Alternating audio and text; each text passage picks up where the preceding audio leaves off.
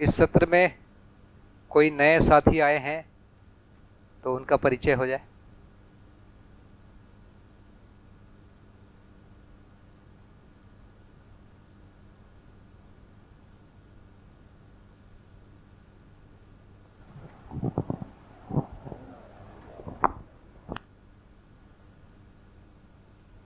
तीन नए साथी आए हैं।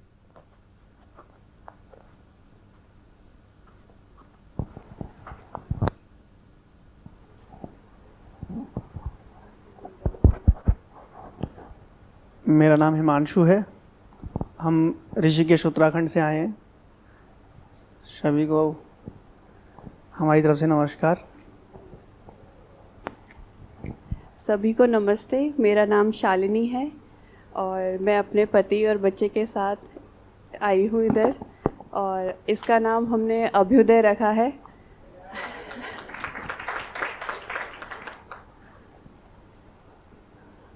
धन्यवाद।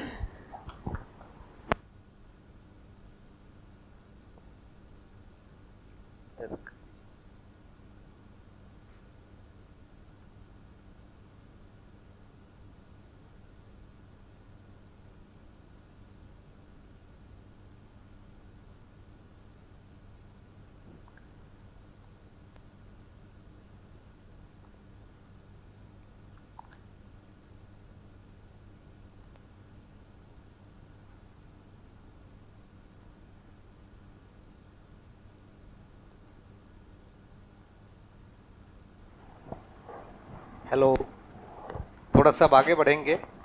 अर्ध जागृत वाला भाग हो गया। चर्चा एक प्रश्न आ रहा है जी कि बुद्धि सम है क्योंकि आत्मा के प्रभाव में है। चित्त का जो स्थिति है उसमें भी कोई नेगेटिव चीज़ नहीं जाती है, वो भी सम ही है या सम जैसा है, वो ऐसा क्यों है? चित्त का आधा भाग चित्रण जिसमें कि सब नेगेटिव जा रहा है, चित्त का गति अलग टाइप का नेचर है, चित्त का स्थिति अलग टाइप का नेचर है। चित्त की जो स्थिति है उसमें जो उसका वो मन को भी शरीर को भी व्यक्त कर सकता है, क्योंकि शरीर को जो निर्देश देने वाला भाग है, मन के द्वारा जो चलाने वाला भाग है, वो चित्त तक है। जीवावस्था में ये स्वतंत्रता नहीं है। जीवावस्था में कर्म स्वतंत्रता नहीं है। कर्म स्वतंत्रता नहीं है का मतलब जो उसका जो सॉफ्टवेयर सिस्टम है, जो वंशानुसंगी सिस्टम है, उसी विधि से उसको चलाना है। इसीलिए उसमें ज़्यादा काम नहीं है। लेकिन मानव में जो चलाने का काम है उसमें दोनों चीज़ आ जाती है। कुछ चीज़ें चित्त के द्वारा इच्छापूर्वक शरीर को चलाता है और तभी जागृति संभव हो पाती है, नहीं तो जागृति भी संभव नहीं हो पाती। यदि वंशानुसंगी ही रहता तो सीधे सीधे जागृति हो जाना था। तो वंशानुसंगति से जागृति के बीच आने के लिए कर्म स्वतंत्रता एक अनिवार्य भाग है, और कर्म स्वतंत्रता होने के लिए चित्त को वो करने की बात होती है। यदि ऐसा मानेंगे कि चित्त को वही करना है तो जागृति माने पहले से ही रहना था। यदि सब कुछ ऑटोमेटिक सिस्टम जैसा होता तो जागृति पहले से ही होता। ऐसा जीवन में जागृति रहती नहीं है। तो चित्त को वो अधिकार होता है कि वो शोध कर सके, वो निर्णय ले सके, सही भी कर सके, गलत भी कर सके। तो वो निर्णय चित्त के पास होता है। इसीलिए चित्त में चित्रण जो प्रक्रिया होती है वो सम भी चित्रण हो सकता है, विषम भी हो सकता है, मध्यस्थ भी हो सकता है। ये तीनों विधि उसमें होती है और इन तीनों के निष्कर्ष निकालता है कि ये ठीक नहीं है और ये ठीक है, और ऐसी स्थिति होने पर फिर बुद्धि का समर्थन मिलता है।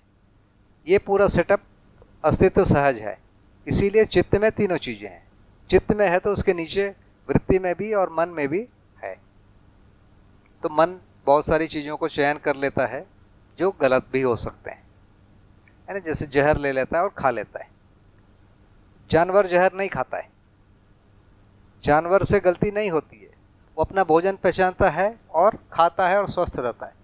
लेकिन मनुष्य से गलती होती है, तो मनुष्य के पास ये अवसर है कि जहर को भी पहचाने और वंशानुसंगी विधि के अलावा संस्कार अनुसंगी विधि से मानव शरीर के लिए क्या जरूरी चीज़ें उसको पहचाने।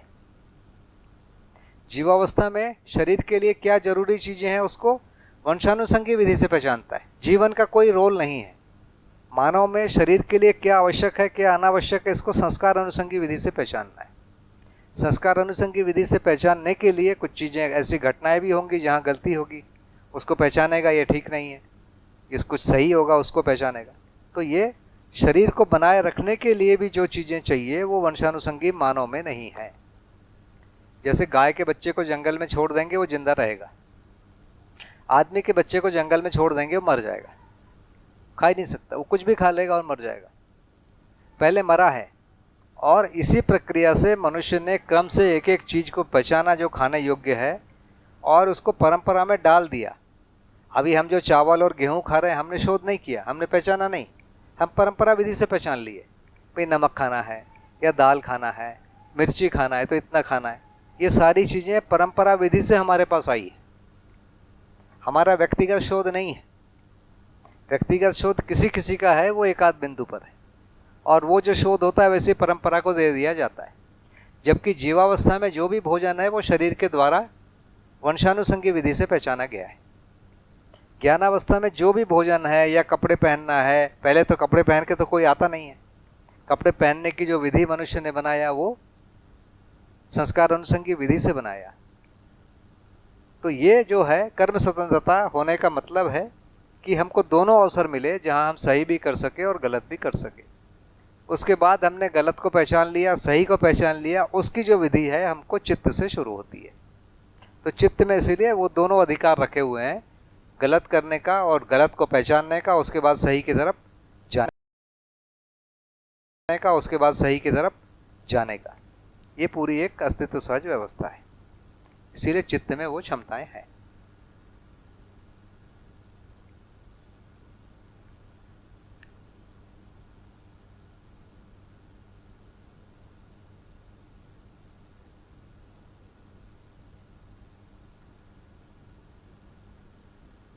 तो अब हम आगे जो जाएंगे, तीसरी जो विधि है जिसको हम बोल रहे हैं पूर्ण जागृत या जागृत, उसमें दोनों लिखा हुआ है, जागृत और पूर्ण जागृत। अल्प जागृत, अर्ध जागृत और जागृति और पूर्ण जागृत, ये तीनों स्थितियां हैं। तो जिसको हम पूर्ण जागृत या जागृत कह रहे हैं उसका क्या मतलब है, वहां बुद्धि का प्रत्यावर्तन हो गया।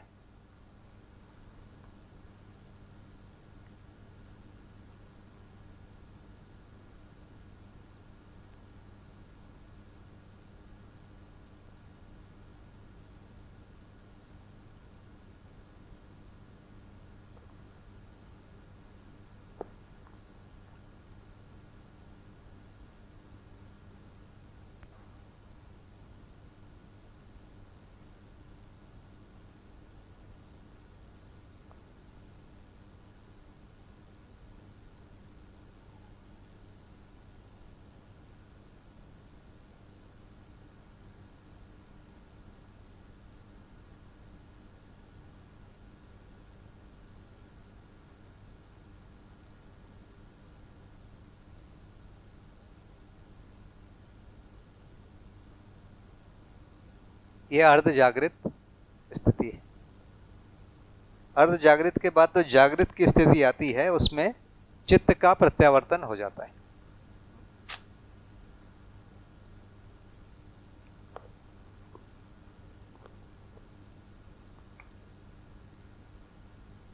अर्ध जागृत में बुद्धि का प्रत्यावर्तन होता है।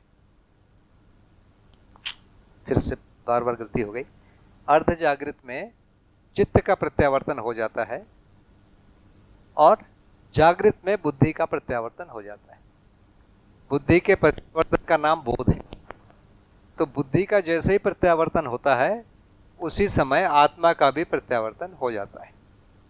तो बुद्धि के प्रत्यावर्तन का मतलब है बुद्धि आत्मा को देखती है और इसको बोलते हैं आत्मबोध। यह दूसरी स्थिति है, बुद्धि ने आत्मा को देख लिया, उसी समय अनुभव बोध हो जाता है। इसको हम कहते हैं कि बुद्धि अनुभव संपन्न आत्मा को देखता है, इसका नाम है अनुभव बोध। ये स्थिति हुई। तो इसीलिए साक्षात्कार पहला बिंदु है, जब चित्त ने बुद्धि को देखा। या बुद्धि के अस्तित्व को स्वीकार किया। उसके बाद जब दूसरा स्थिति होता है, ये जागृत स्थिति में होती है, बुद्धि का प्रत्यावर्तन होता है और बुद्धि आत्मा को पहचानती है। उसी समय तीसरी स्थिति होती है कि बुद्धि उस आत्मा को देखता है जिसको अनुभव हो गया है। इसका अर्थ है कि आत्मा का भी प्रत्यावर्तन हो गया है। ये तीसरी स्थिति है जिसको जागृत कह रहे हैं।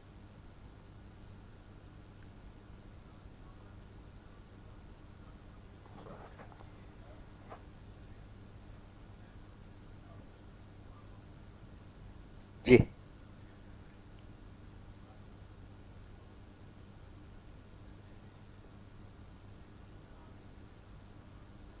नहीं, आत्मा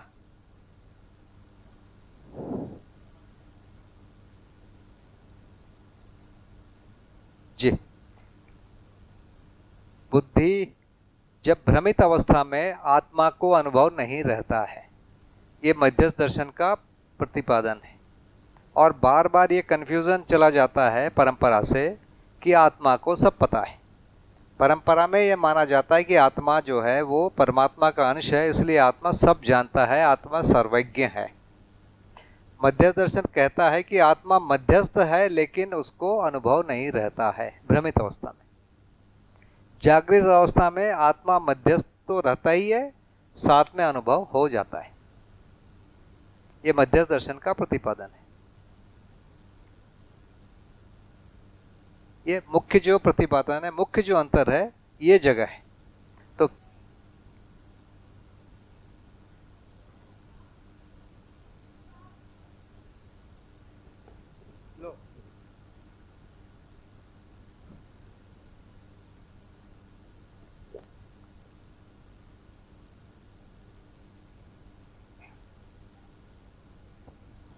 मैं ये पूछ रही हूँ कि अगर बुद्धि को बोध हो गया तो फिर उसके बुद्धि में तो फिर सच्चाई ही जाती है ना। चित्त में न्याय धर्म सत्य की जो बात कही है, प्रिय हित लाभ की बजाय न्याय धर्म सत्य की जब बात होती है तब बुद्धि में बोध होता है, साक्षात्कार और अवधारणा के बाद।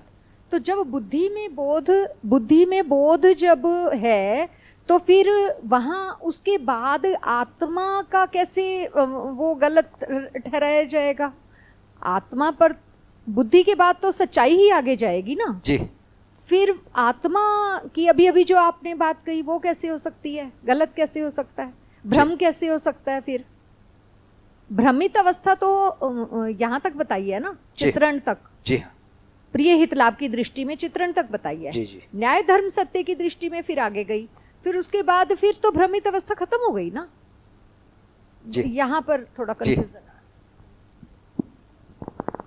अर्ध जागृत में चित्त का प्रत्यावर्तन हुआ, बुद्धि का प्रत्यावर्तन नहीं हुआ। चित्त का प्रत्यावर्तन हुआ तो बुद्धि का परावर्तन, जिसको संकल्प बोल रहे हैं, वो साथ में काम कर रहा है, जिसको अर्ध जागृत लिखा हुआ है। तो अर्ध जागृत में ये ऋतंभरा काम कर रहा है, इच्छा काम कर रहा है, विचार काम कर रहा है, आशा काम कर रहा है, जिसको लिखा है मन, बुद्धि, चित्त, वृत्ति और मन तंत्रित होते हैं। माने ये चारों जो हैं एक्टिव हैं। बुद्धि तंत्रित है माने बुद्धि का परावर्तन तंत्रित है, बुद्धि का प्रत्यावर्तन अभी नहीं एक्टिव हुआ है। इसको अर्ध जागृत बोल रहे हैं। इसको बहुत ध्यान देना पड़ेगा। बुद्धि का परावर्तन काम कर रहा है, बुद्धि का प्रत्यावर्तन अभी हुआ नहीं है। इसका नाम है अर्ध जागृत लिखा हुआ है ना। जागृत में क्या होता है? बुद्धि का प्रत्यावर्तन हो गया, एक स्थिति। तो इसमें दो स्थितियां एक साथ हो रही है। पहला जो है बुद्धि का प्रत्यावर्तन,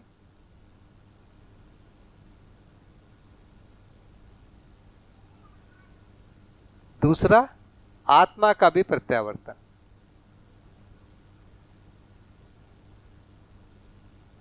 ये दोनों एक साथ, ये घटनाएं एक साथ हो रही है।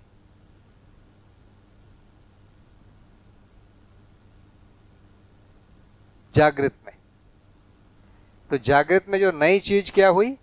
बुद्धि का प्रत्यावर्तन हुआ और आत्मा का प्रत्यावर्तन हुआ। तो बुद्धि के प्रत्यावर्तन का मतलब है आत्मबोध। बुद्धि के प्रत्यावर्तन का मतलब है आत्मबोध हुआ। आत्मा का प्रत्यावर्तन का मतलब है अनुभव हुआ। हुआ का मतलब है पहले आत्मबोध नहीं रहता है, पहले अनुभव नहीं रहता है। अपन यदि मान ले थोड़ी देर के लिए आत्मा को अनुभव रहता है, पहले से ही मान लिया जाए थोड़ी देर के लिए कि आत्मा को अनुभव पहले से ही रहता है भ्रमित अवस्था में, मतलब आत्मा का प्रत्यावर्तन रहता है और आत्मा का परावर्तन नहीं रहता है। आत्मा में अनुभव होते हुए भी वो बात बुद्धि तक नहीं पहुंच पा रही है। आत्मा में अनुभव होते हुए भी वो चीज बुद्धि को नहीं पहुंच पा रही। ये चीज मतलब बुद्धि जो है आत्मा से ज्यादा पावरफुल हुआ, फिर ये हो जाएगा। तो आत्मा का प्रत्यावर्तन नहीं रहता है, आत्मा को अनुभव नहीं रहता है। जी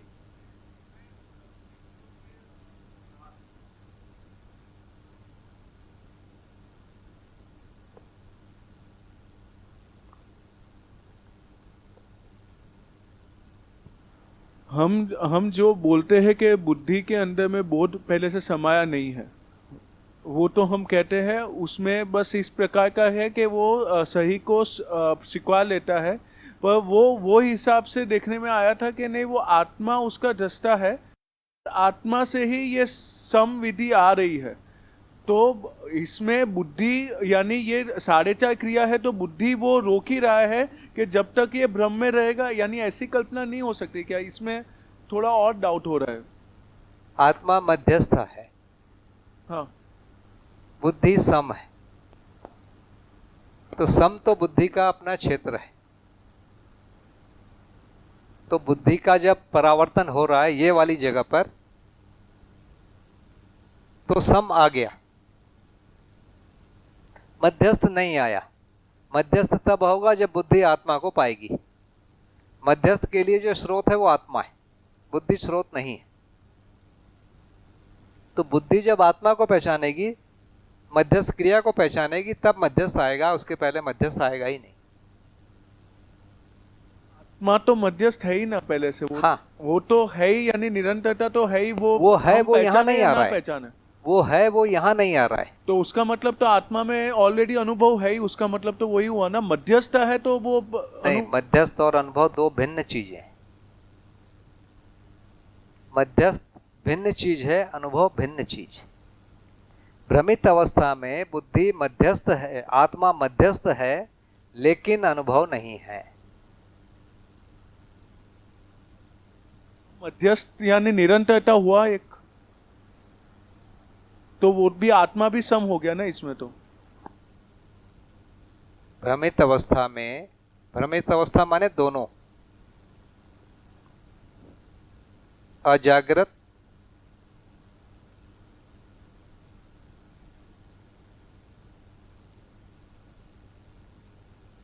अल्प जागृत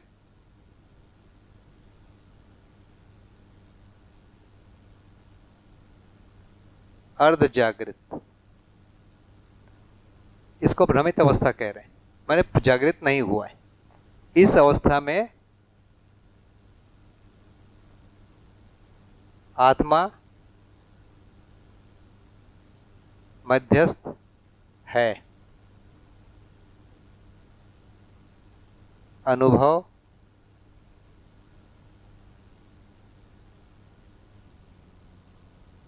नहीं है।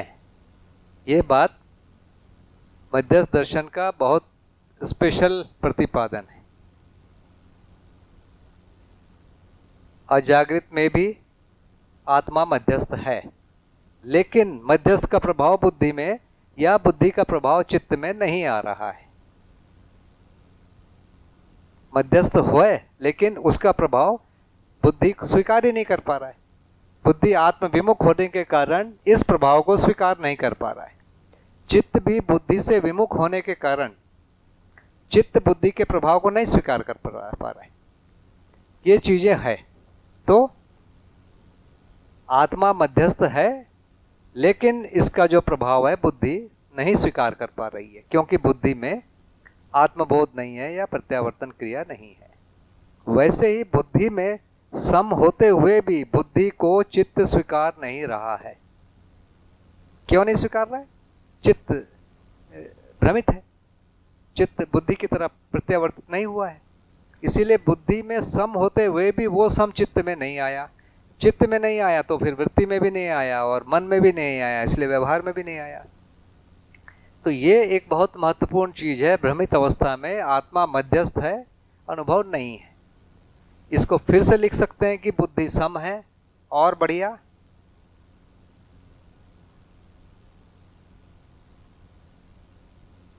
लेकिन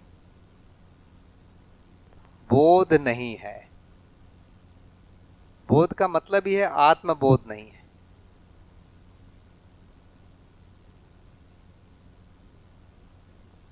बुद्धि को बोध नहीं है, माने आत्मबोध नहीं है। जब भी बोध की बात हो रही इसका मतलब है आत्मबोध या मध्यस्थ क्रिया का बोध नहीं है। चूंकि बुद्धि को मध्यस्थ क्रिया का बोध नहीं है, इसलिए बुद्धि में मध्यस्थ नहीं आया। अब बुद्धि में सम है केवल, पर बुद्धि का सम चित्त लेने को तैयार ही नहीं है, क्योंकि चित्त का प्रत्यावर्तन ही नहीं हुआ है। तो यहां पर चित्त जो है मध्यस्थ को और सम को दोनों को नहीं ले पा रहा है। इसमें मध्यस्थ और सम को नहीं ले पा रहा है। इसमें चित्त जो है सम को ले पा रहा है, मध्यस्थ को नहीं ले पा रहा है। सम को ले पा रहा है, मध्यस्थ को नहीं ले पा रहा है।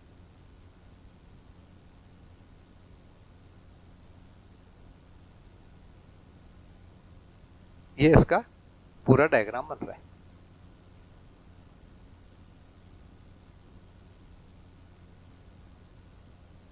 हम लोग बहुत बार गलती कर जाते हैं कि आत्मा मध्यस्थ है माने आत्मा को अनुभव है, आत्मा का प्रत्यावर्तन है। फिर आएगा आत्मा का प्रत्यावर्तन है और परावर्तन नहीं है, या आत्मा का यदि परावर्तन है भी और प्रत्यावर्तन भी है लेकिन बुद्धि को नहीं है, तो फिर बुद्धि फिर आत्मा से ज्यादा पावरफुल बोलना पड़ेगा। बिल्कुल नहीं सुनेगा। फिर वो कब सुनेगा आत्मा की? कभी नहीं सुनेगा। पहले से ही अनुभव है तो भी नहीं सुन रहा है, तो सुनेगा कब वो? कभी नहीं सुनेगा। फिर वो कभी भी बुद्धि की जागृति संभव ही नहीं है उस तर्क से यदि जाएंगे तो तर्क पूर्वक ये बात नहीं हो रही है। तो मध्यस्थ दर्शन में जब बोल रहे हैं भ्रमित अवस्था में, अजागृत में, अल्प जागृत में, अर्ध जागृत में आत्मा मध्यस्थ है लेकिन आत्मा को अनुभव नहीं है। दूसरा, अजागृत, अल्प जागृत और अर्ध जागृत में बुद्धि सम है लेकिन बुद्धि को आत्मबोध नहीं है। ये स्टेज है। जैसे ही अर्ध जागृत होता है तो बुद्धि का सम एक्टिव हो जाता है लेकिन बुद्धि में मध्यस्थ अभी भी नहीं आया है। बुद्धि में मध्यस्थ आने की जो स्थिति है वो तब है जब बुद्धि का प्रत्यावर्तन हो, बुद्धि आत्मा को पहचान ले। बुद्धि आत्मा को पहचानने का नाम ही है मध्यस्थ आत्मबोध, माने मध्यस्थ क्रिया का बोध। मध्यस्थ क्रिया का बोध माने मध्यस्थ क्रिया का धारक वाहक हो गया। और इसी के साथ दूसरी चीज होती है कि अनुभव हो जाता है, और अनुभव होता है कि मतलब आत्मा में अनुभव होता है, वो अनुभव भी बुद्धि को बोध हो जाता है। तो इसको हम तीसरी चीज भी कह सकते हैं, अनुभव बोध।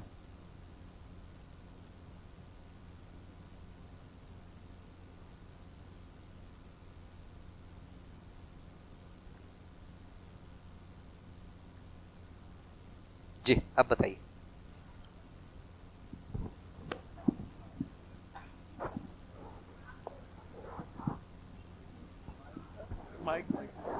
हाँ, दोनों चीजें हैं, उल्टा भी कह सकते हैं। बुद्धि को आत्मबोध नहीं है, यही अहंकार दोष है। आत्मबोध नहीं है, यही अहंकार दोष है, या बुद्धि को अहंकार दोष है, यही आत्मबोध नहीं है। हेलो भैया जी सामने जी जी जी। ये जब हम साक्षात्कार बोध कह रहे हैं अर्थात अवधारणा बोध जो अध्ययन क्रम से, तो उसको अवधारणा बोध कह रहे हैं लेकिन वो पूर्ण बोध नहीं है। जी, मतलब आत्मबोध के अलावा सारे बोध वहां पर हैं, आत्मबोध नहीं है। वो जो परावर्तन की स्थिति है, बुद्धि का परावर्तन है लेकिन प्रत्यावर्तन नहीं है, उसको पूर्ण बोध नहीं कह रहे, आत्मबोध नहीं है वो। इसीलिए आत्मबोध रहित जो बोध है उसका नाम है अध्ययन बोध। अध्ययन बोध मतलब आत्मबोध रहित बोध। अध्ययन बोध के बाद केवल एक ही चीज बचती है, अनुभव बोध नहीं रहता है। माने जो आनंद है, जो आत्मा में जो आनंद होना है वो आनंद नहीं रहता, बाकी संतोष रहता है। भैया एक क्वारी और आ गई है जी क्या जागृति क्रम में जी या भ्रमित ज्ञान अवस्था में जी। अजागृत स्थिति कैसी कोई चीज है, भ्रमित या ये इसको हम जीवनी क्रम में या जीवावस्था में ही माने? प्रश्न एक बार फिर से बोलिए, ध्यान नहीं पकड़ पाया। जागृति क्रम में यानी ज्ञान अवस्था में अल्प जागृत अर्ध जागृत तो समझ में आ रहे हैं, ये अजागृत कौन सी स्थिति है? अजागृत जो है ये वास्तव में जीवावस्था की स्थिति है। हाँ ये बस यही। तो जीवावस्था में भी आत्मा मध्यस्थ है, लेकिन वो काम नहीं करता है। ये भी भ्रमित अवस्था है। ये जो आत्मा का प्रत्यावर्तन होगा, तो जो आत्मा का प्रत्यावर्तन होगा मतलब जैसे बाबा जी ने कहा कि वो व्यापक में जो प्रकृति ने अपने पृष्ठ खोलने शुरू कर दिए, वही है आत्मा का प्रत्यावर्तन का मतलब कि इकाई व्यापक में डूबी भीगी घिरी है। इसका एक और मतलब है कि इकाई है और व्यापक है, और इकाई व्यापक में नहीं घुलता बदलता, व्यापक इकाई में नहीं बदलता। ये दोनों स्थितियां एक साथ समझ में आती है, उसका नाम अनुभव है। इकाई व्यापक में नहीं बदलेगी, व्यापक इकाई में नहीं बदलेगी, और व्यापक है और इकाई में व्यापक पारगामी, ये दोनों चीज एक साथ होती है, इसका नाम है अनुभव या अस्तित्व में अनुभव। भाई जी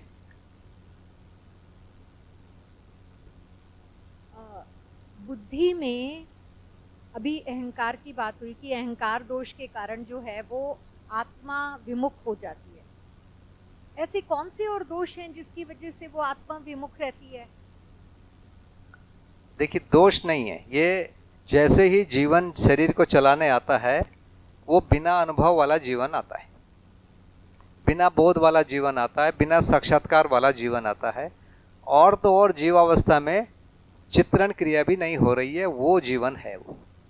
तो जीवन का जो जागृति स्टार्ट होता है, पहले बाहरी परिवेश मन का होता है, फिर वृत्ति का होता है, फिर चित्त का होता है, फिर बुद्धि का होता है, फिर आत्मा का होता है। इस क्रम से जीवन में जागृति आती है।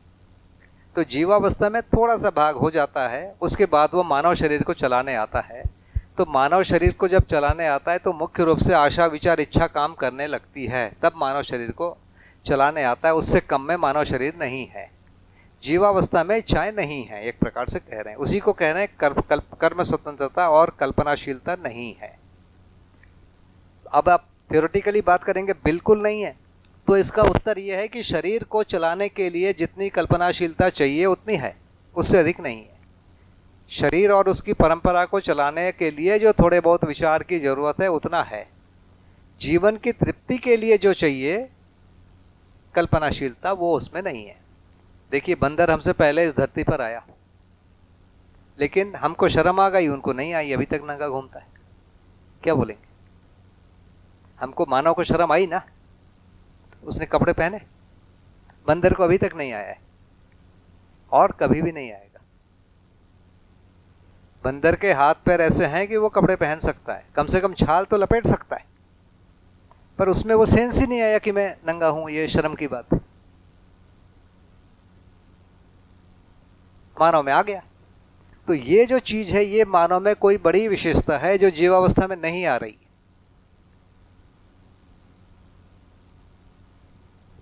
जीवावस्था में ये चीजें नहीं आ रही, इसी चीज को बोल रहे हैं कि कर्म स्वतंत्रता और कल्पनाशीलता नहीं है।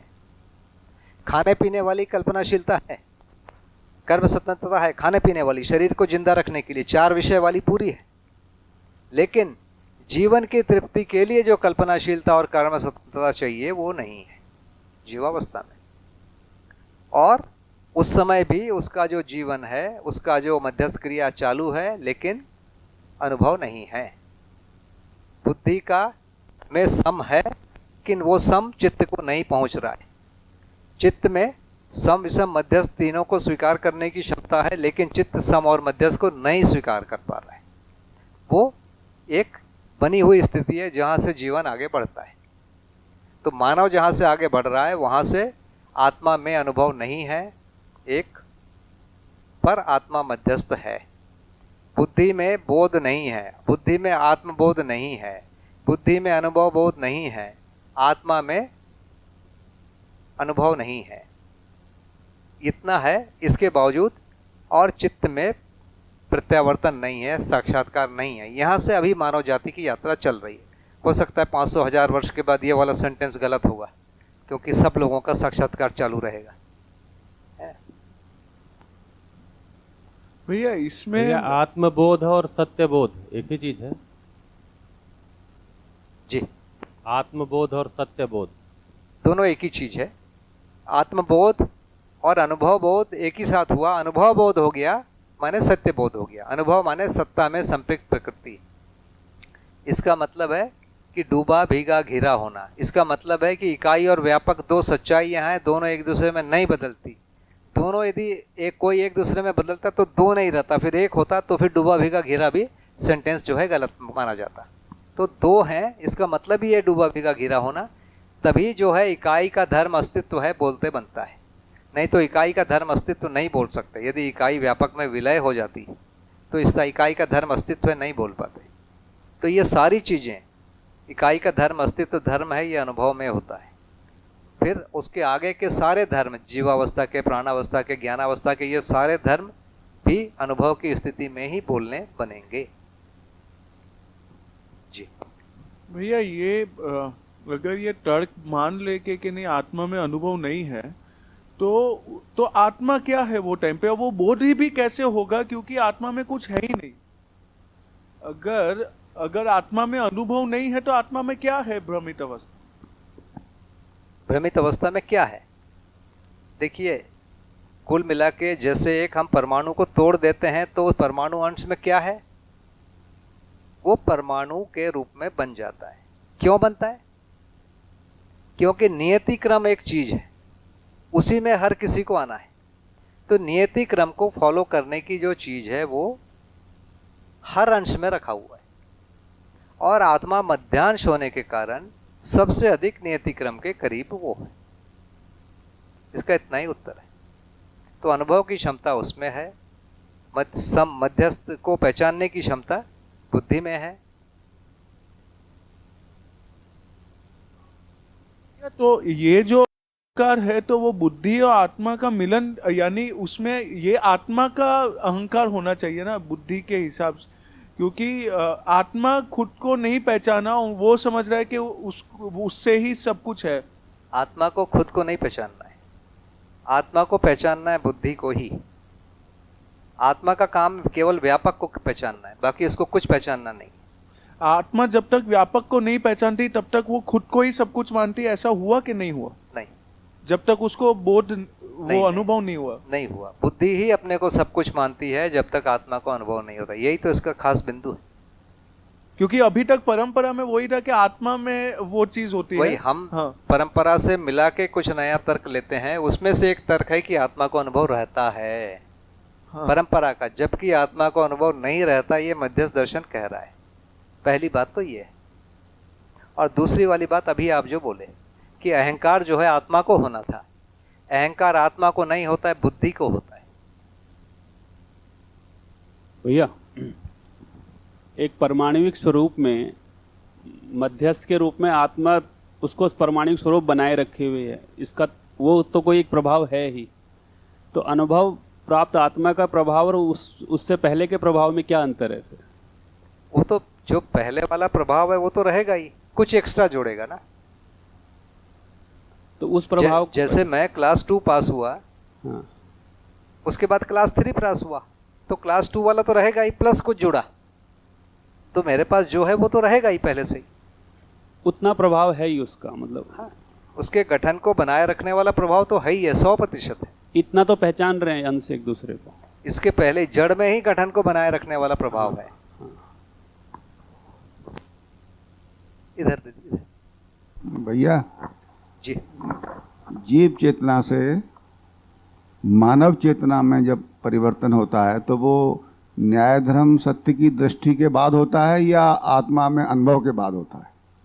मानव चेतना में परिवर्तन आत्मा में अनुभव के बाद ही होता है, व्यापक में अनुभव के बाद ही होता है। सत्य की दृष्टि के बाद क्या होता है? न्याय, जैसे कहते हैं कि न्याय, जैसे प्रियत लाभ से न्याय धर्म सत्य की दृष्टि बनती है तो मानव चेतना का कुछ हो जाता है, उसकी दृष्टि बदल जाती है, उसका अर्ध जागृत में कभी कभी न्याय धर्म सत्य होता है, कभी कभी नहीं होता है। अर्ध जागृत में न्याय धर्म सत्य की पूरी क्षमता नहीं आती है, क्रम से वो आती है। पूरी क्षमता जागृत में ही आती। देखिए, एक और परंपरा से और इसमें अंतर है। परंपरा में अनुभव का मतलब है कार्यक्रम समाप्त। परंपरा में अनुभव हुआ माने सारे कार्यक्रम समाप्त, मोक्ष, अब कुछ नहीं करना है। यहां अनुभव होने के बाद फिर मानव के रूप में जीने का कार्यक्रम शुरू है। अनुभव के बाद यहां मानव पद शुरू हुआ, कार्यक्रम शुरू हुआ। अब देव मानव दिव्य मानव बचा हुआ है। यहां पर परंपरा में अनुभव हुआ माने सारे कार्यक्रम समाप्त, अब खत्म, विलय ही हो गया। ये अंतर है। दो प्रश्न भैया मुझे लग रहा है जी। एक तो मुझे आत्मा को किसका अनुभव होता है, यानी कि व्यापक का बोले या तो फिर सहअस्तित्व का बोले, क्या है? दूसरा एक ये लग रहा है कि आत्मा जो प्रमाण अनुभव बोध जो बोलते हैं, एक तो है आत्मबोध और दूसरा आपने बताया कि अनुभव बोध। तो अनुभव बोध के लिए क्या आत्मा को थोड़ा प्रमाणित होने के बाद अनुभव बोध होगा या तुरंत होगा वो? दूसरा वाला फिर से एक बार पूछ लीजिएगा, है ना? सुन तो लिया हूं।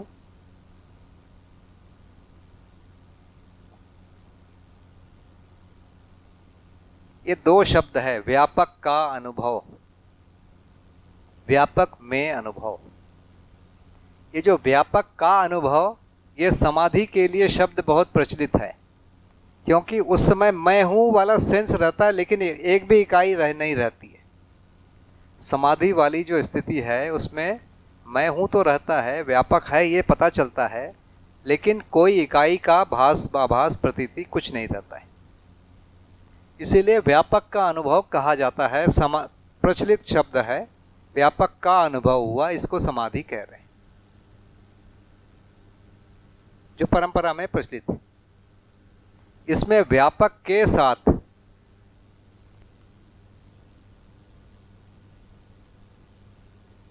इकाइयों का, इकाइयों माने अनंत इकाइयों का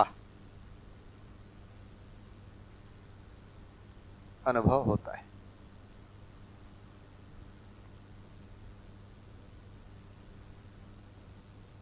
ये मध्यस्थ दर्शन है, ये परंपरा है।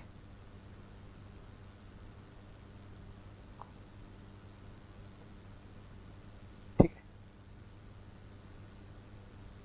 समाधि की स्थिति में मैं हूं रहता है, व्यापक रहता है, इकाइयां रहती ही नहीं है। तो इकाइयों का कहां से कोई पहचान है? कुछ नहीं। यहां पर व्यापक और इकाइयां साथ साथ अनुभव में आती है, इसीलिए इसका नाम दिया अस्तित्व में अनुभव या सह अस्तित्व में अनुभव।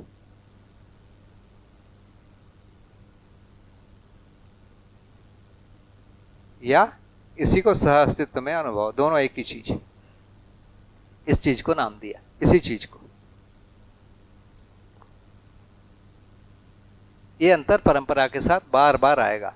तो व्यापक का अनुभव, व्यापक का अनुभव, व्यापक का अनुभव बोलते आए हैं। व्यापक का अनुभव समाधि को कहते हैं। और अभी बाबा जी के हिसाब से समाधि में अनुभव नहीं होता है, ये कह रहे हैं।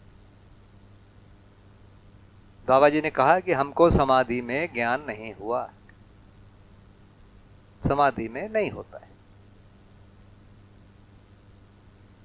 भैया जी, इधर जीवन क्रियाओं को यदि होल रूप, एक समग्र रूप में देखेंगे तो प्रत्यावर्तन की जब क्रिया हो रही है तो निचली मतलब अपने से श्रेष्ठ में प्रत्यावर्तन हो रहा है ऊपर की तरफ।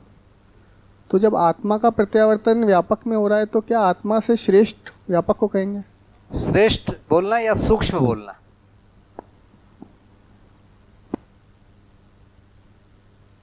बाबा जी ने सूक्ष्म का शब्द का प्रयोग किया है, श्रेष्ठ और नेष्ठ इस जगह के लिए नहीं किया है, बल्कि एक जगह लिखा है कि आत्मा ब्रह्म से नेष्ठ नहीं है। तो श्रेष्ठ और नेष्ठ का प्रयोग यहाँ प्रयोग नहीं है, व्यापक और इकाइयों के बीच में, आत्मा और परमात्मा के बीच में सूक्ष्म कहा है। सूक्ष्म क्यों कहा है? क्योंकि व्यापक आत्मा के अंदर भी पारगामी है, इसलिए सूक्ष्म कहा। ठीक है जी।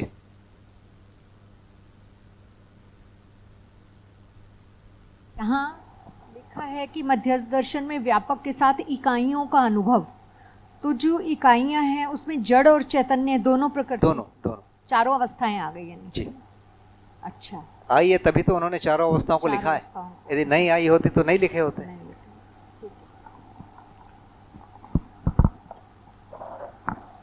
भैया भैया इस जी।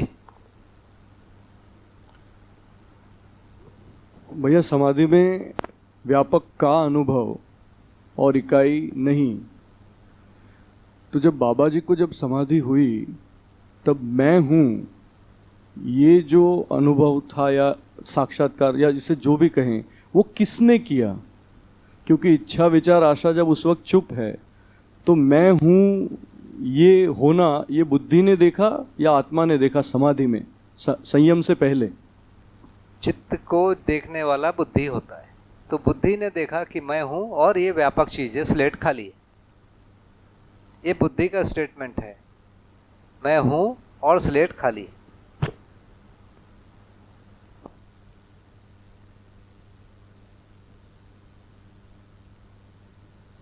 और जागृति में मैं हूं और पूरा स्लेट भरा हुआ है सही क्रियाकलापों से, और मैं हूं तो ये जो बुद्धि बोल रहा है, ये बुद्धि अनुभव बोध सहित बोल रहा है।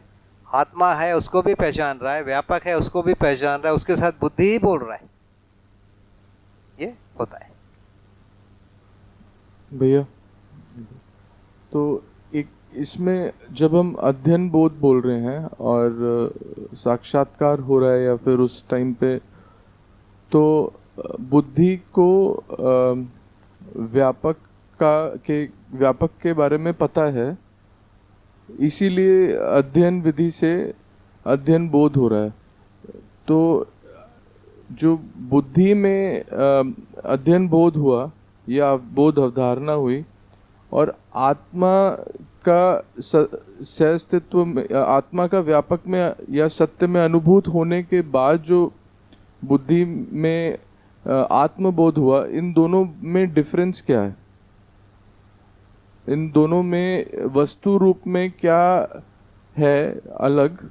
जो अध्ययन बोध में जो भी चीजें समझा वो सब सही चीजें समझा, लेकिन आनंद की जो अनुभूति है, जो तृप्ति का जो परम बिंदु है, वो नहीं है। आत्मा के प्रत्यावर्तन के बाद या आत्मा के साथ साथ बुद्धि के प्रत्यावर्तन के साथ वो जो परम तृप्ति का बिंदु है वो आ जाता है, जिसका नाम है आनंद। तो अध्ययन बोध और अनुभव बोध में इतना ही अंतर है। अध्ययन बोध में तृप्ति नहीं है, तृप्ति नहीं है मतलब है सुख शांति संतोष है, आनंद नहीं है।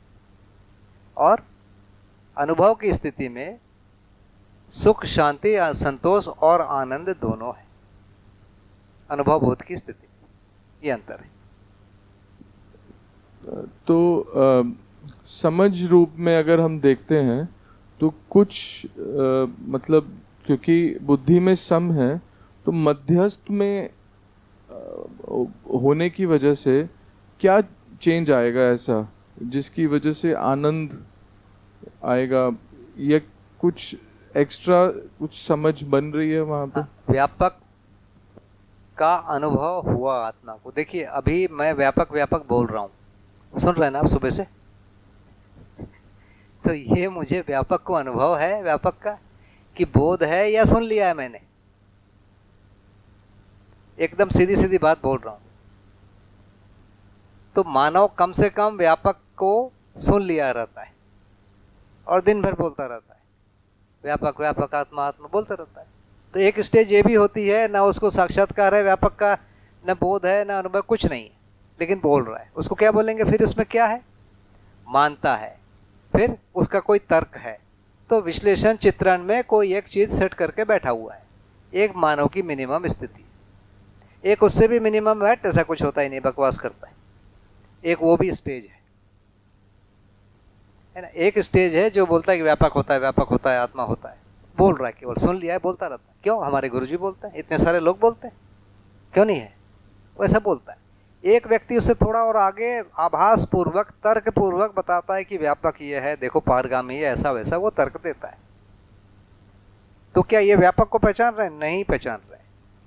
व्यापक के कुछ चीज को बुद्धि, वृत्ति और चित्त जितना पहचान सकते उतना बोल रहा है। तो वैसे ही आत्मा को भी मैं आत्मा आत्मा बोल रहा हूं, पर आत्मा को पहचानना वास्तव में बुद्धि ही कर पाती है।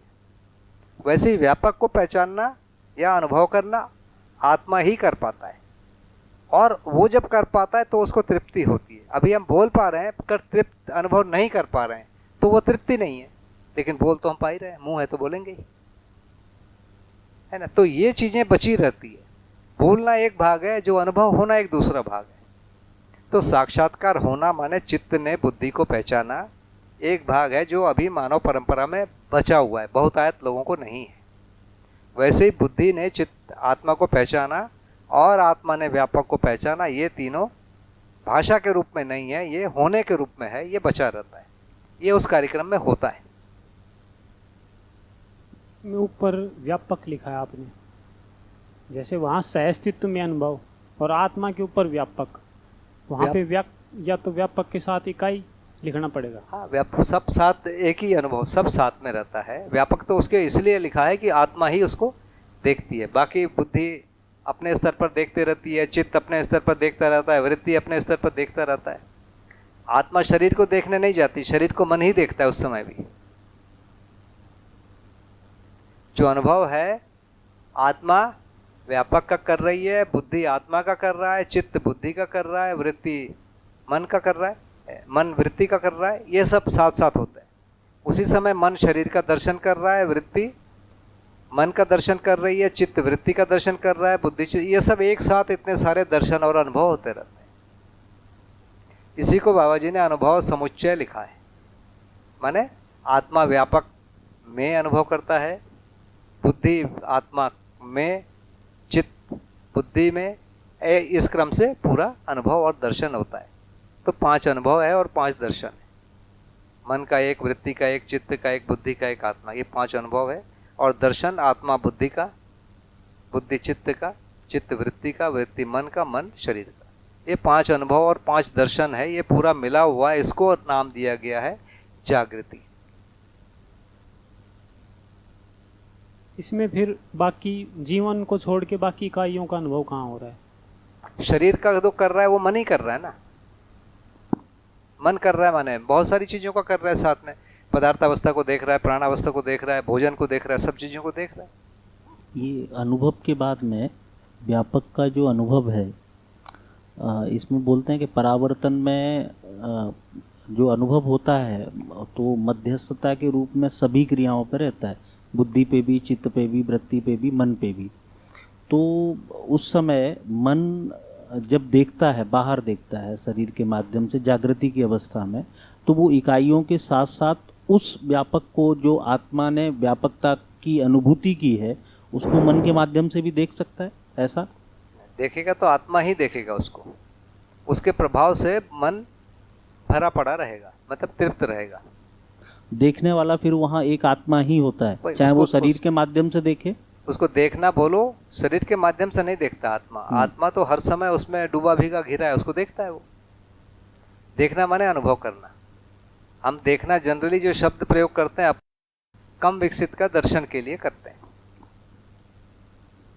तो ये जो ज्ञान की जो घटना है, जीवन ज्ञान, अस्तित्व दर्शन, मानवतापूर्ण आचरण ज्ञान, ये 5 जो बल और शक्तियां हैं एक साथ जब एक्टिव होते हैं, इसका नाम है।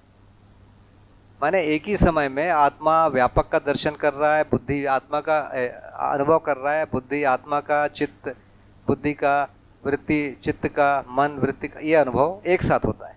उसी साथ साथ मन शरीर का दर्शन करता है, वृत्ति मन का दर्शन करता है, ये पूरे 5। तो ये 10 अनुभव और दर्शन एक साथ होते हैं, इसका नाम है सहअस्तित्व में अनुभव। भैया, आपको भास आभास और प्रतीति रहती है आत्मा की और व्यापक की? पता है ना, मैं तो बोल सुबह से शाम तक बोल ही रहा हूँ आत्मा 100 बार। कुछ तो भास तो होगा ही, तब तो आत्मा बोल पा रहा हूँ।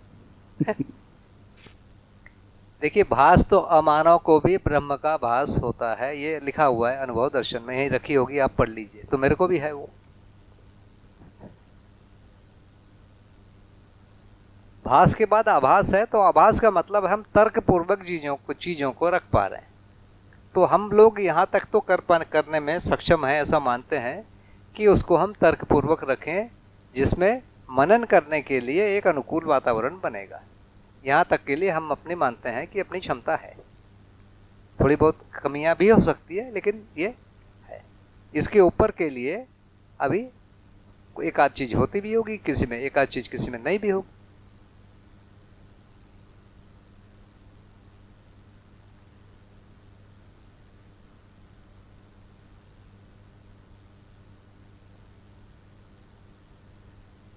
एक भैया इधर जैसे बोला कि मध्यस्थ जो है वो व्यापक से नेष्ठ नहीं है। एक तरफ बोला कि आत्मा से सूक्ष्म होने के कारण उसको परमात्मा कहा गया। इन दोनों में समझ नहीं आया कि इसको मुझे एक मेरे मित्र ने समझाया था कि हम लोग इसको व्यापारी की भाषा में बोलते हैं, देखो सोना को सोने से तुलना करो, चांदी को चांदी से करो। सोने और चांदी की तुलना नहीं होती है। तो वैसे ही जब आत्मा और व्यापक की बात होगी, वहाँ तुलना नहीं होगी। बुद्धि और आत्मा में तुलना होगी, बुद्धि और चित्त में होगी, तो इकाई के अलग अलग लेवल में तुलना होगी, उधर से तुलना ही नहीं होगी। इसीलिए वहाँ श्रेष्ठ और नेष्ठ वाला भाषा ठीक नहीं है, वहाँ पर सूक्ष्म वाला चलेगा। आत्मा से व्यापक सूक्ष्म है, बुद्धि से आत्मा सूक्ष्म है, तो सूक्ष्म चल जाता है इस रूप में। लेकिन इसी को हम कहते हैं कि मन जो है, इसको सुनिए, एक पहली टाइप की चीज़ है। मन वृत्ति में अनुभव करता है, वृत्ति चित्त में अनुभव करता है, चित्त वृत्ति बुद्धि में अनुभव करता है, बुद्धि आत्मा में अनुभव करता है, आत्मा व्यापक में अनुभव करता है। वैसे मन शरीर का दर्शन करता है, वृत्ति मन का दर्शन करता है, चित्त वृत्ति का दर्शन करता है, बुद्धि चित्त का दर्शन करता है, आत्मा बुद्धि का दर्शन करता है, व्यापक आत्मा का दर्शन नहीं करता है।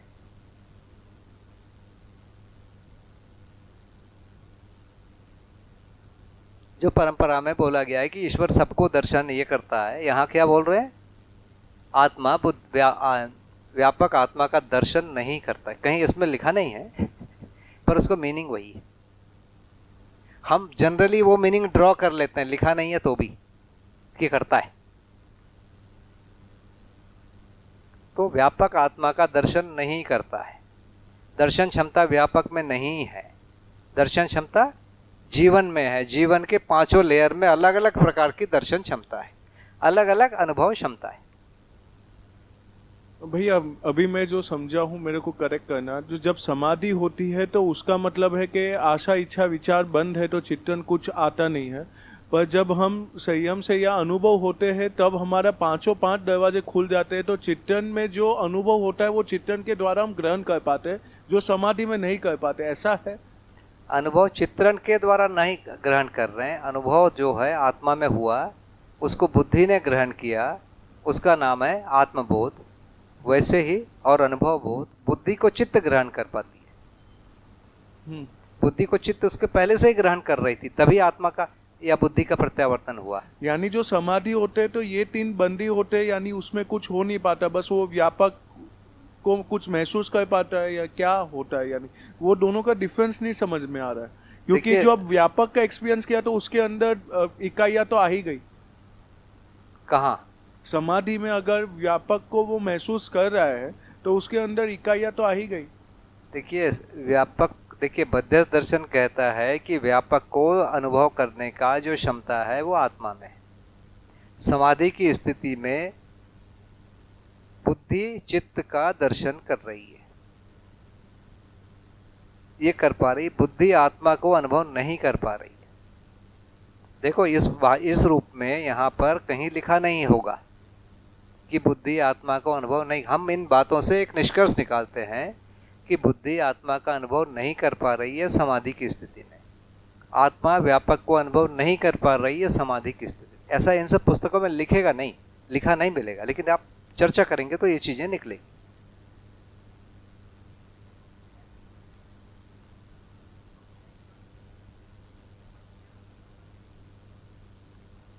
जोर से एक बार बोलिए। यानी समाधि की स्थिति के अंदर जब बाबा जी को सही हुआ तो उसके बाद जो शाश्वत था वो बच गया, जो है ही, तो वो अपना ही वर्णन कैसे करेगा?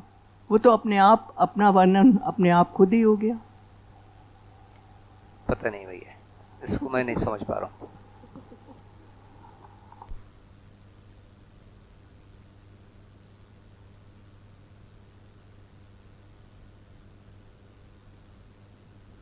इसमें भैया, हाँ इधर मैं बोल सुन। इसमें जैसे व्यापक का आत्मा में, आत्मा का बुद्धि में, बुद्धि का चित्त में, चित्त का वृत्ति में, और फिर मन शरीर को देखा, तो जितना भी जो दर्शन हुआ बाबा जी को, वो सब शरीर के माध्यम से हुआ, या शरीर के अंदर जैसे एक तरह से बोलते ना कि यथा पिंडे से ब्रह्मांडे, तो वो सब पिंड में ही सब कुछ देखा। कुछ चीजें तो मन जो है शरीर के माध्यम से देखेगी, कुछ चीजें वृत्ति मन में देखेगी, कुछ चीजें वैसे ये सब देखेगी। सबको अलग अलग दिखता है ना, सब मिला के जीवन दृष्टा है बोल रहे हैं। जीवन ही दृष्टा है, जीवन ही करता है, जीवन ही भोगता है। आत्मा को दृष्टा नहीं बोल रहे हैं अकेले। आत्मा, बुद्धि, चित्त, वृत्ति, मन, पांचों 5 लेवल के दृष्टा हैं, पांचों 5 लेवल के भोक्ता हैं, और कर्ता भी हैं। ये पांचों 5 लेवल के।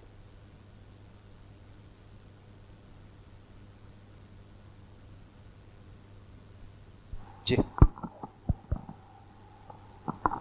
हेलो हेलो, हाँ, अभी हम ऐसा बोल रहे हैं कि बुद्धि को आत्मा का अनुभव, बुद्धि को आत्मा का अनुभव हुआ और उसी क्षण आत्मा को व्यापक का अनुभव हुआ। तो इसका मतलब ऐसा निकालना है कि बुद्धि जब भी आत्मा को देखेगी तो अनुभव संपन्न ही देखेगी। जी हाँ, बिल्कुल सटीक अनुभव, बिल्कुल सही आपने निकाल दिया। और दूसरा, अनुभव के बाद जैसे प्रत्यावर्तन में क्रमशः जाता है, तो परावर्तन में ये क्रमशः ही देखेगा या आत्मा सब बुद्धि को डायरेक्ट देखेगा? आत्मा डायरेक्ट केवल बुद्धि को देखेगा। अच्छा, क्रमशः ही आएगा, परावर्तन में क्रमशः ही आएगा। बुद्धि डायरेक्ट चित्त को देखेगा, बुद्धि वृत्ति को नहीं देखेगा, आत्मा वृत्ति को नहीं देखेगा। ऐसा क्रम से आएगा और उसी क्षण हो जाएगा, यहां तक उसी क्षण हो जाएगा। भैया जी, ये पांचों दृष्टा हैं, पांचों भोक्ता हैं, पांचों अपने अपने लेवल के दृष्टा और भोक्ता हैं, पांचों अपने अपने लेवल के कर्ता भी हैं।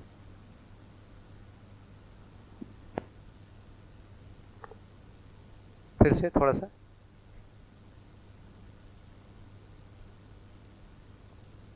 पांचों अपने अपने लेवल के दृष्टा हैं और पांचों अपने अपने लेवल के भोक्ता भी हैं। तो ये कर्ता के बारे में क्या है? ये चारों तो कर्ता है ही हैं।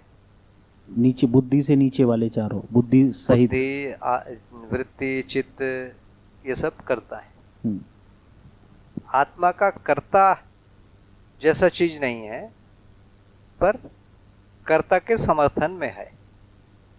बुद्धि कुछ करने की जगह पर है तो उसके समर्थन में, तो समर्थन भी कृत कारित अनुमोदित भेद से कर्ता ही कहलाएगा।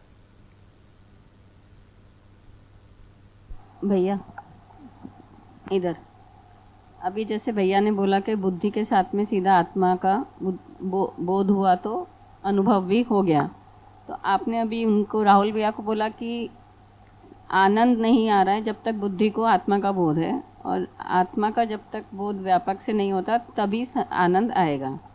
तो ये जब साथ में ही हो रहा है तो फिर आनंद की जगह तो बनी हुई है। थोड़ा सा चूक हो गया सुनने में।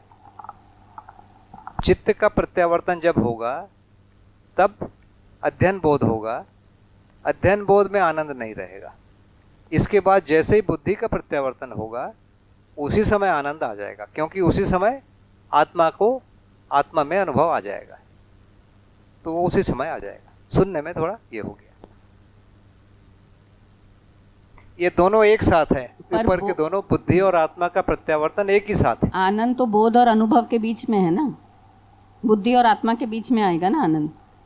आनंद आएगा, आत्मा में परमानंद आएगा। फिर जैसे आत्मा व्यापक में अनुभव होगी तो परमानंद और आनंद दोनों विलय हो गया, बड़े मूल्य में लघु मूल्य समा गया। हाँ, पर अभी आप जो बोल रहे हैं कि साक्षात्कार के बाद जब बुद्धि में हो रहा है तब तो संतोष ही है। हाँ, तो चित्त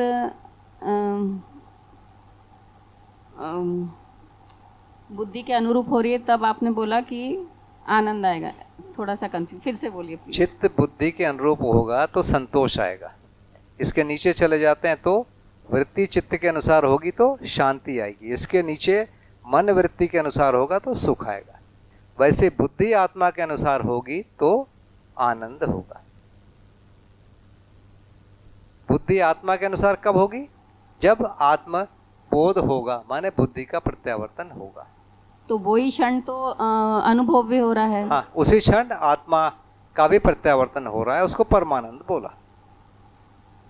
तो परमानंद और आनंद एक ही साथ हो रहा है, इसीलिए कभी कभी उसको परमानंद बोल रहे हैं, कभी कभी उसको आनंद बोल रहे हैं, क्योंकि दोनों एक दूसरे, मतलब एक में लघु मूल्य गुरु में विलय हो गया, इसलिए उसको बार बार अलग अलग बोलने की जरूरत नहीं है। ये मान के आनंद बोल रहे हैं तो भी परमानंद है, या परमानंद बोल रहे हैं तो भी आनंद है। परमानंद मतलब क्या? शब्दों में अगर समझें तो परमानंद मतलब क्या? ये शब्द नहीं है।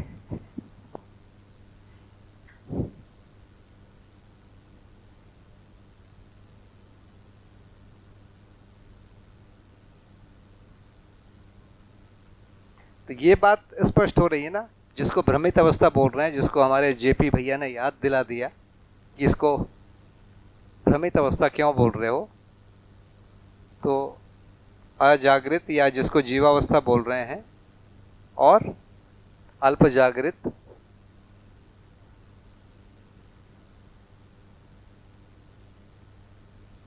में आत्मा मध्यस्थ है किंतु अनुभव नहीं है, बुद्धि सम है किंतु बुद्धि में बोध नहीं है। ये मध्यस्थ दर्शन का एक बड़ा स्पेशल प्रतिपादन है, जिससे बार बार हम लोग कहीं ना कहीं चूक करके इसको हम परंपरा में मिला देते हैं। इसको बहुत अच्छे से पकड़ के रखने की जरूरत है। भैया यहाँ पे ये 46 पेज है ना, उसमें अपलावन चिदानंद शांति सुख बताया गया है। तो उसमें लिखा है कि सत्यानुभूत आत्मा का बुद्धि पर जो प्रभाव है वो अपलावन है। फिर चिदानंद के बारे में लिखा है कि सत्यानुभूत आत्मा का चित्त पर जो प्रभाव पड़ता है उसे आह्लाद या चिदानंद बोलते हैं। फिर शांति के बारे में सत्याभूत आत्मा का वृत्ति पर जो प्रभाव पड़ता है उसे उत्साह या शांति कहते हैं, और सत्याभूत आत्मा का मन पर जो प्रभाव पड़ता है उसे उल्लास या सुख कहते हैं। 46 और 47 ठीक है ना। तो संतोष चिदानंद को ब्रैकेट में संतोष भी लिखा है। तो मेरा क्वेश्चन ये है कि आत्मा फिर सीधा ये चित्त वृत्ति मन को देखता है या वाया वाया देखता है? वाया वाया वाया वाया देखता है। ठीक।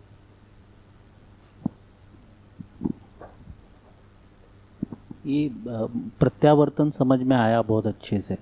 ये जब अनुभूति हो जाती है उसके बाद जो परावर्तन का प्रोसेस होता है वो थोड़ा सा और रख दीजिए। उसके पहले ही पूरा परावर्तन हो रहा है। आप देखिए अल्प जागृत में वहां से परावर्तन तो हो ही रहा है, उतना तो हो ही रहा है, माने उतना तो हो चुका है। वैसे उस समय भी आत्मा का प्रभाव बुद्धि पर रहता है, लेकिन बुद्धि उसको स्वीकार नहीं पाता है। इसी का नाम अहंकार है। लिखा हुआ है कि आत्मा और बुद्धि के बीच में आत्मा का ही वातावरण रहता है, ऐसा लिखा हुआ है, आगे आप पढ़ेंगे। लेकिन बुद्धि उसको स्वीकार नहीं पाता, इसी को अहंकार बोलते हैं। तो जैसे ही बुद्धि स्वीकार लिया तो परावर्तन तो पहले से रहता ही है, वो परावर्तन एक्टिव है ही है, उसके बाकी तो और एक्टिव है ही है पूरे।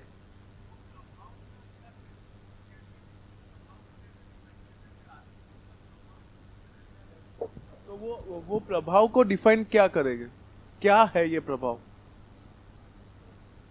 मतलब आत्मा के अनुसार बुद्धि काम करती, जैसे मेरे ऊपर मेरे बॉस का प्रभाव है, माने उन्होंने जो सोचा है, जो जो निर्णय लिया है, उसको मैं व्यक्त कर रहा हूँ। दिखेगा मैं व्यक्त कर रहा हूँ, लेकिन वास्तव में कौन कर रहा है? आत्मा में तो कुछ है ही नहीं ना तब तक। आत्मा में जब तक अनुभव नहीं होता तब तक तो है ही नहीं, कुछ भी नहीं है, तो प्रभाव कैसे, कौन, क्या प्रभाव? नहीं, कुछ भी नहीं है ऐसा नहीं बोलिए, आत्मा तो मध्यस्थ हर समय है। देखिए उस समय तक आत्मा एक्टिव भी नहीं है, उस समय तक बुद्धि एक्टिव है। उसके पहले अर्ध जागृत स्थिति में आप देखिए तो बुद्धि का परावर्तन काम कर रहा है। तो जैसे जैसे बुद्धि में जो साक्षात्कार पूर्वक जो अवधारणाएं बनती जा रही है, जो बुद्धि का जो परावर्तन है वो ज़्यादा काम करता है, तो बुद्धि प्रभावित हो रही है। इसके बाद एक स्टेप बचता है कि बुद्धि का प्रत्यावर्तन होना है। तो बुद्धि का प्रत्यावर्तन होने से जो सम है वो एक्टिव हो जाता है, उसके मध्यस्थ एक्टिव हो जाता है। पहले मध्यस्थ एक्टिव नहीं रहता है। मध्यस्थ का मतलब सम चीज़ों को मध्यस्थ के तुलना में वो ज़्यादा महत्व दे देता है। जो जागृत आदमी में जो मतलब ये जो अर्ध जागृत आदमी में जो चूक हो सकती है वो इतना ही है कि वो मध्यस्थ और श्रम में वो अंतर नहीं देख पाता। तो हो सकता है कभी मध्यस्थ से श्रम को ज़्यादा महत्व दे दे, पहचान ही नहीं पा रहा है तो क्या करेगा, ये हो सकता है।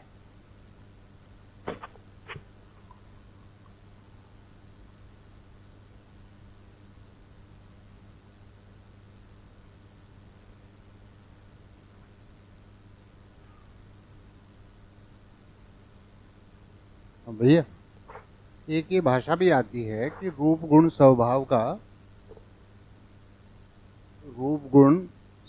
का साक्षात्कार होता है,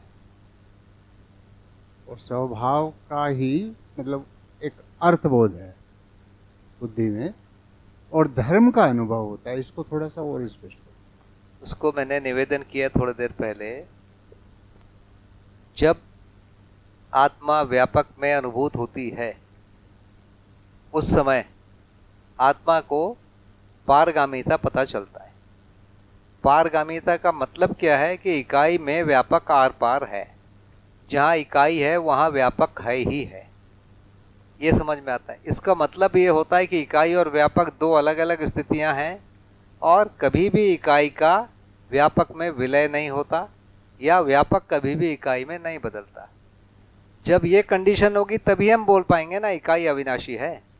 यदि इकाई व्यापक में विलय हो जाएगा तो हम बोल पाएंगे क्या इकाई अविनाशी है, या व्यापक यदि इकाई में बदल जाए तो हम बोल पाएंगे क्या व्यापक इकाई जो है अविनाशी, नहीं बोल पाएंगे। तो वो कंडीशन उसी समय समझ में आती है, अनुभव में आती है, तभी उस समय के लिए बोला गया है कि धर्म की मात्र अनुभूति होती है इसी चीज की। लेकिन जैसे हमको जब स्कूल में पढ़ाया गया था कि law of conservation of mass, कभी हम 6-7 में कभी पढ़े थे, हमने उसको मान लिया था।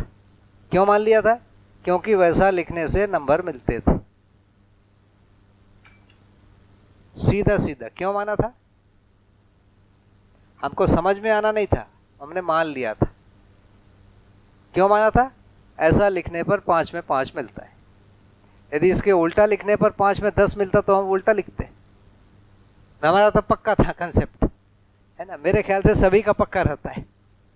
तो इसका मतलब ये नहीं कि मुझे बोध हो गया था। Law of conservation of mass यही चीज़ है जिसको बोल रहे हैं, है ना। इकाई का नाश नहीं होता है, वही है। लेकिन हमको बोध नहीं था, हमको साक्षात्कार भी नहीं था, हमने मान लिया था। यदि हमको उल्टा बोलते, उल्टा बोलने से तुम 10 नंबर देंगे तो 10 दिखता, है ना, ये था। तो हमने केवल मान लिया था, और उस मानने के आधार पर तर्क करते थे।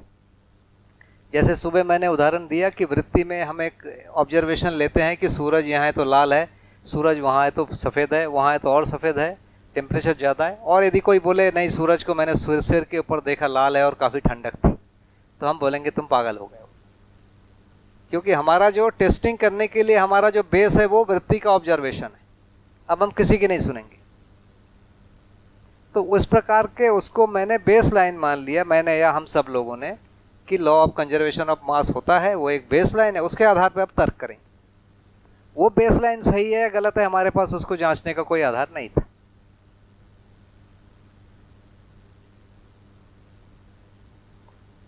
जगह मैं शिविर लेने गया, बढ़िया जो पीजी माने फिजिक्स और केमिस्ट्री के कुछ प्रोफेसर थे, उनको सामने कुछ बोलना था, 7 दिन बोलना था।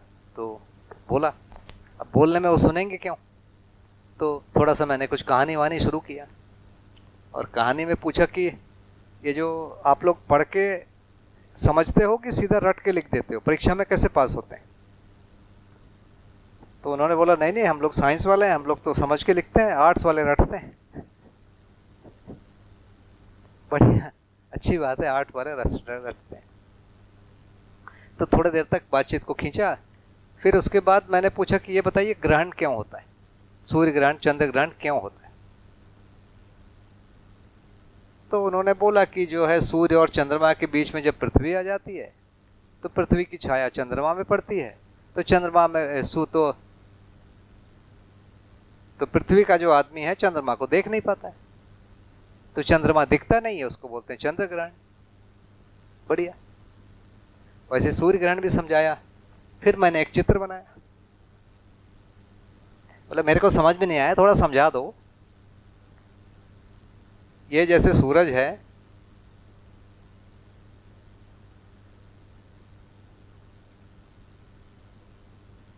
मान लो ये पृथ्वी सूरज के चारों तरफ घूम रही है और चंद्रमा इसके चारों तरफ घूम रहा है ना, ये चंद्रमा है।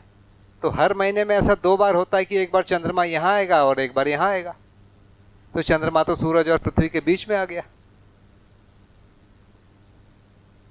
ठीक है ना, सिंपल लॉजिक, कोई ज्यादा सोचने की जरूरत नहीं, ऐसे ही तो घूमेगा, कैसे भी घूमे इसको तो काटेगा ही।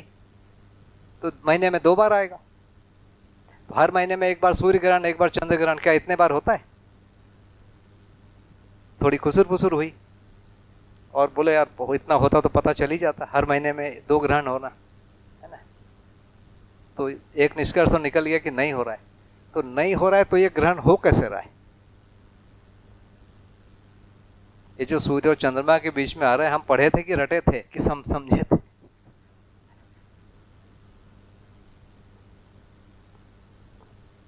जी हाँ। तो हमसे बोले तुम बताओ, मैं बोला भैया मैं तो क्लास 3 में रट लिया था।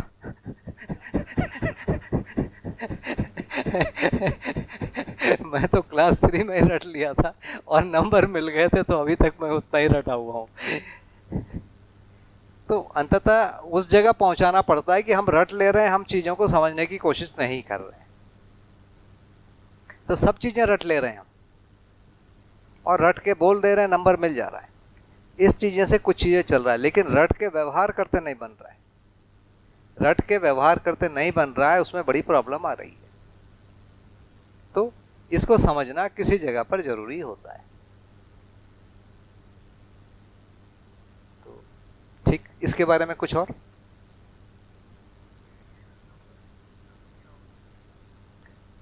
दिल्ली में लोग भरे पड़े हैं इसको समझाने के लिए, है ना। अभी इंटरनेट में लिखिए, गूगल समझा देगा।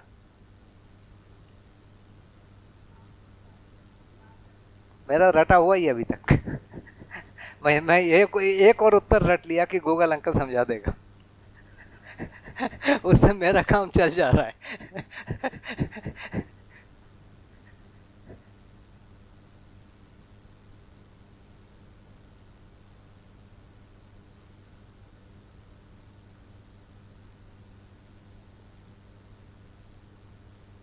भैया, आत्मबोध और आत्म अनुभूति, इसमें क्या अंतर है? शुद्ध शब्द तो आत्मबोध ही है। देखिए परंपरा में आत्म साक्षात्कार भी लिखा हुआ है, यदि आप पढ़ेंगे तो परंपरा की शब्दावली है ये, पर दर्शन में जो है आत्मबोध है और व्यापक में अनुभूति है। चित्त जब बुद्धि को पहचानता है उसके लिए साक्षात्कार शब्द लिखा हुआ है। चित्त का साक्षात्कार माने बुद्धि को देखना। तो चीज वही है। उन सबके लिए जो कॉमन शब्द है वो है प्रत्यावर्तन। कॉमन शब्द है प्रत्यावर्तन, और उसके लिए जो स्पेसिफिक शब्द बनाया गया, तो चित्त के लिए उसी का नाम साक्षात्कार कहा गया, बुद्धि के लिए उसी का नाम आत्मबोध कहलाया गया, आत्मा के लिए उसी प्रत्यावर्तन का नाम अस्तित्व में अनुभव कहा गया। यह सब प्रत्यावर्तन क्रिया है।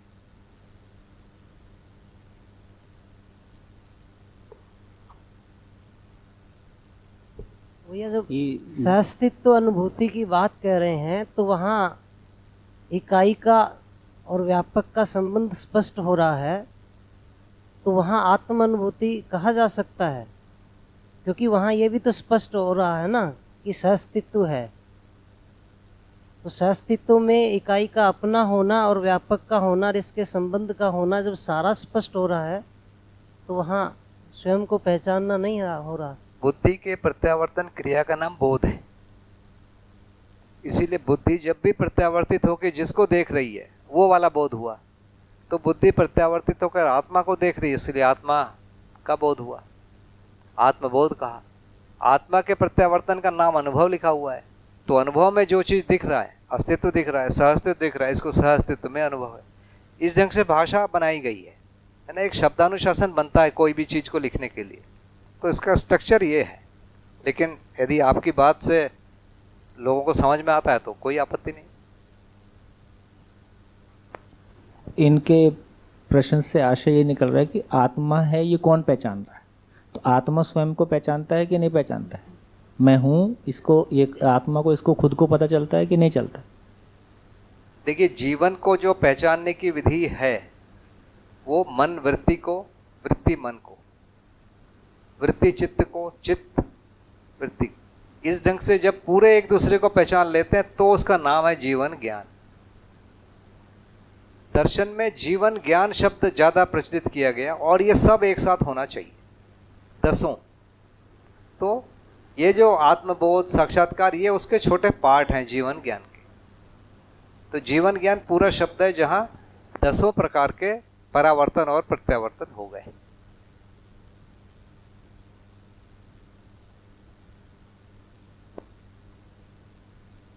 ये शब्दावली प्रचलित है भैया। अब जैसे मान लीजिए मैं चित्रण कर रहा हूं, मैंने कोई चित्रण किया, मेरा चित्रण गलत है, मुझे ही पता चल जाता है कि मेरा चित्रण गलत है।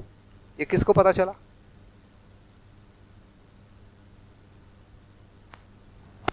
चित्त को ही चला, करते करते ही पता चल जाता है। तो कुछ तो उस ढंग से होता ही है कि पता चल जाता है। या वृत्ति के विश्लेषण में वो सेट नहीं हुआ तो उसको बोला गया कि ये चित्त का जो चित्रण है गलत है। वृत्ति के विश्लेषण में वो सेट हो गया तो बोला गया कि ये चित्रण सही है। इस प्रकार से हो रहा है। इसको इस तरीके से भी देख सकते हैं कि मैं अगर मन में आशा में है तो वो मन है, आस्वादन या चैन में है तो मन है। सुन नहीं पाया। मैं हूँ जिस लेवल पे है उस लेवल पे उसका नाम वो है। जैसे मन है, वृत्ति है, जैसे मैं चित्रण में है तो वो चित्त है, ऐसा नहीं। मैं जो है भ्रमित अवस्था में अहंकार हूं, निर्भ्रमित अवस्था में आत्मा हूं। तो भ्रमित अवस्था में यदि बोला जाएगा तो अहंकार वही है, और जागृत अवस्था में बोलेंगे तो मैं शब्द आत्मा के लिए ही है। अभी हमने इस पूरी जीवन क्रिया में हर लेवल पे, मन पे, वृत्ति पे, चित्त, बुद्धि और आत्मा और व्यापक तक सभी पक्ष रखे, लेकिन मुझे ऐसा लगा कि मन और शरीर के बीच की जो क्रियाएं हैं वो भी एक बार आप रखें, क्योंकि वहाँ पे थोड़ा सा और समझने की कोशिश है। भैया, मन और शरीर की क्रियाएं इतनी मतलब फास्ट है और इतनी सटीक है कि मैं पेन को उठाना चाहता हूँ, पेन उठ जाता है, छोड़ना चाहता हूँ तो छोड़ देता हूँ। ये इतना फास्ट और एक्यूरेट है कि इसमें कोई समझने की कोई बात। काम कर कैसे रहा है, सिर्फ इतना। उस काम करने का एक तर्क है, तो वो तर्क जीवन के आधार पर ब्रेन काम करता है, ब्रेन के आधार पर बाकी सारी घटनाएं, व्याख्याएं हैं। मतलब अगर ये समझें कि जैसे जीवन संकेत ले रहा है किसी भी तरीके से, शरीर से या मस्तिष्क से, तो उसका माध्यम क्या है? जैसे हम यहाँ बैठ के बटन दबाते हैं और सैटर्न में बैठा हुआ जो उपग्रह है वो फोटो खींचता है ना, खींचता भी है, बोलता है भेजो, वो भेज भी देता है। यहीं से हम कर रहे हैं। इसका माध्यम क्या है? अभी मैं ये तो बहुत पास वाला, मैं बहुत दूर वाला बात कर रहा हूँ। भौतिक हो रहा है ना, यहाँ बैठा हुआ एक साइंटिस्ट एक कमरे में बैठकर एक बटन दबाता है तो फोटो खींचता है, वो भेज दे बोलता है तो भेज देता है, फिर से भेज बोला फिर से भेजता है, 100 बार बोलो 100 बार भेजता है, वो नाराज नहीं होता है। ये क्या चीज है, क्या क्रिया है, इसका माध्यम क्या है? ये वहां जो माध्यम है यहाँ भी वही माध्यम है, और क्या? सबसे बड़ा माध्यम तो व्यापक है ना, और क्या है? व्यापक है, इसके अलावा फिर छोटे छोटे कण हैं, कण एक दूसरे से, जैसे हम एक दूसरे को बोल रहे हैं सुन रहे हैं, यहाँ क्या माध्यम है? कण है, कण ही माध्यम है। इस हवा को निकाल देंगे तो आवाज नहीं जाएगी आपके कानों तक। तो हर इकाई माध्यम है मोटा मोटा, और फाइन में जाएंगे तो अंतिम माध्यम जो है व्यापक वस्तु है। इकाई माध्यम है और व्यापक माध्यम है, ये दो चीज मिलेगा घूम फिर के। घंटी बजी भैया। हेलो हेलो, हाँ एक प्रश्न है भैया, सूचना है सूचना है एक जी।